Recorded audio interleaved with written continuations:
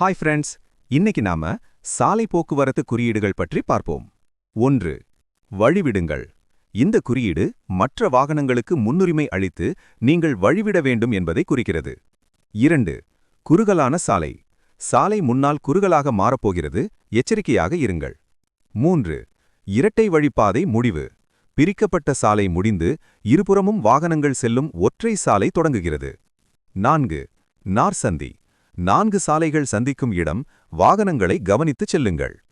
5. ஆற்றுப்பாலம். நீங்கள் ஒரு ஆற்றின் மேலுள்ள பாலத்தை கடக்கப் போகிறீர்கள்.